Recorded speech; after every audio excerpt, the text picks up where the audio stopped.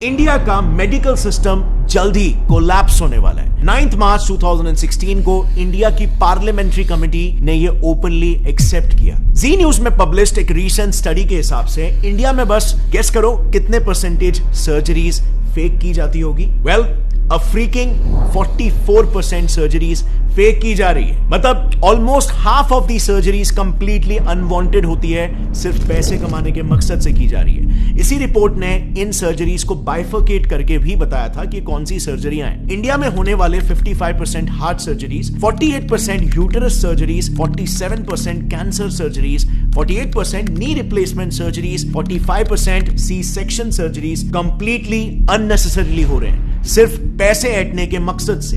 Reason सिर्फ और सिर्फ एक, कॉर्पोरेटाइजेशन ऑफ हॉस्पिटल्स, यानी कि हॉस्पिटल्स को भी कॉर्पोरेट कंपनीज की तरह टारगेट और प्रॉफिट सेंट्रिक बना देना। एक काफी इंटरेस्टिंग रिसर्च पेपर है जिसमें रिसर्चर्स ने महाराष्ट्र के टॉप हॉस्पिटल्स के 43 specialist doctors, senior government x officials और कॉर्पोरेट हॉस्पिटल्स के मैनेजर्स को तक इंटरव्यू किया, ताकि वो इन हॉस्पिटल्स में जो कंपनीज की तरह ही टारगेट बेस्ड स्ट्रक्चर चल रहा है उसे पब्लिकली एक्सपोज कर पाए। And the results were shocking. So सबसे पहले तो सैलरीज की बात करते हैं। सो रिसर्च में पार्टिसिपेट किए रिस्पोंडेंट्स का यह कहना था कि हॉस्पिटल्स में काम कर रहे डॉक्टर्स की सैलरीज में बहुत ह्यूज डिफरेंस होता है। इतना ज्यादा कि न्यूबी डॉक्टर्स को 1 लाख पर मंथ की सैलरी मिलती है, लेकिन सीनियर डॉक्टर्स को 1 करोड़ पर मंथ तक भी यह सैलरी पहुंच जाती है। अब सवाल यहां पर यह आता है कि इतना बड़ा डिफरेंस क्यों? क्योंकि डिफरेंस इनके टारगेट्स में भी होता है। एक सीनियर ऑप्थेल्मोलॉजिस्ट का यह कहना है कि उन्हें एवरी मंथ 1000 पेशेंट्स को कैसे भी करके हाई एंड ट्रीटमेंट्स में कन्वर्ट करना पड़ता है। इसी पर एक और गायनेक रिस्पोंडेंट का कहना यह था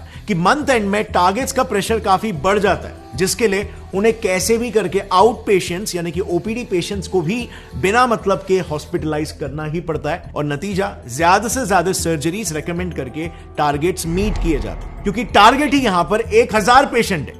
अब आप खुद ही सोचो, हर हॉस्पिटल में, हर डिपार्टमेंट, जैसे ऑप्थेल्मोलॉजी में ही ले लो, उसमें मिनिमम 5 से 6 डॉक्टर्स होते हैं और सबको सिमिलर टारगेट्स दिए जाते हैं। तो just imagine hospitals profit and our loss. And by the way, these targets are taken very seriously. उसी रिसर्च में कई सारे सीनियर डॉक्टर्स का यह कहना था कि अगर कोई डॉक्टर अपने टारगेट्स को लगातार 2 महीनों तक मिस करता है तो बिल्कुल कॉर्पोरेट्स जैसा ही उसको वर्बल वार्निंग मिल जाएगी या फिर एक मेमो दिया जाएगा, और उसके बाद भी अगर टारगेट्स मीट नहीं होते तो of course tata bye bye. So आप यहां पर देख सकते हो हॉस्पिटल इंडस्ट्री कैसे एक सर्विस इंडस्ट्री होनी चाहिए, जिसमें कस्टमर, पेशेंट टॉप प्रायोरिटी होना चाहिए, बट यहां पे प्रॉफिट टॉप प्रायोरिटी हो जा रहा है। और bye the way, in targets का ट्रैक भी हॉस्पिटल हायर्ड मैनेजमेंट प्रोफेशनल्स यानी कि MBAs, जो कि बड़े बड़े MNCs में ऑपरेटिंग ऑफिसर्स, एग्जीक्यूटिव, सुपरवाइजर्स ऐसे काम करते हैं, ये लोग बकायदा डॉक्टर्स के इन टारगेट्स का ट्रैक रखते हैं। एंड ऑफ कोर्स यहां पर डॉक्टर्स भी उतने ही डेडिकेशन के साथ ये टारगेट्स को पूरा करते हैं, क्योंकि जैसे हमने देखा उनकी सैलरी बहुत ही हाई होती है, लेकिन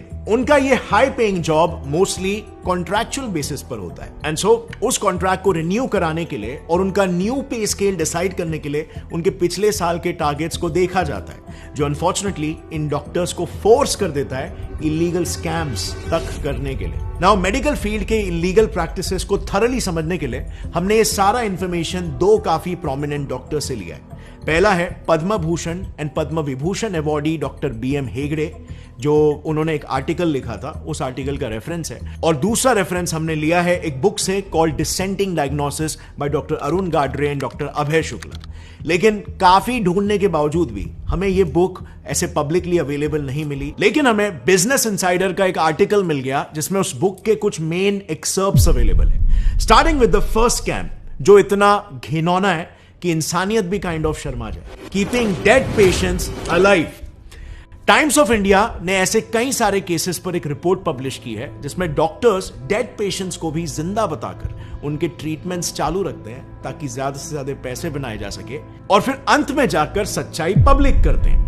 TOI में ही पब्लिश्ड एक केस में एक हॉस्पिटल ने पेरेंट्स को बिना बताए उनके 14 साल के ब्रेन डेड बच्चे को 1 महीने तक वेंटिलेटर पर रखा। सो 1 महीने तक जो बच्चा मर चुका था उसे जिंदा बताया गया और वेंटिलेटर पर रखा, खर्चा जनरेट किया, एंड बाद में हॉस्पिटल गिल्टी प्रूव भी हुआ एंड उनकी फैमिली को 5 लाख रुपए कॉम्पेंसेशन के लिए दिए। अब 5 लाख रुपए मॉनेटरी कॉम्पेंसेशन तो हॉस्पिटल को देने पड़े, बट ये आप और मैं भी जानते हैं कि उस वक्त पेरेंट्स ने जब ये बात सुनी होगी, जब ये सच्चाई उन्हें पता चली होगी, तो उन पर क्या बीती होगी। अब ये वेंटिलेटर स्कैम्स के अलावा डॉक्टर हेगड़े के आर्टिकल के अनुसार कई बार डॉक्टर्स डेड पेशेंट पर इमरजेंसी सर्जरीज करने का भी बहाना बनाते हैं, जिसके लिए फैमिली से अर्जेंटली पैसे जमा करवाया जाता है और फिर लास्ट में पेशेंट डाइड ड्यूरिंग सर्जरी दिखाकर मैटर को क्लोज कर दिया जाता है। मतलब पेशेंट पहले ही डेड हो चुका था, लेकिन सर्जरी के बहाने से पैसे ले लिए गए, फिर बाद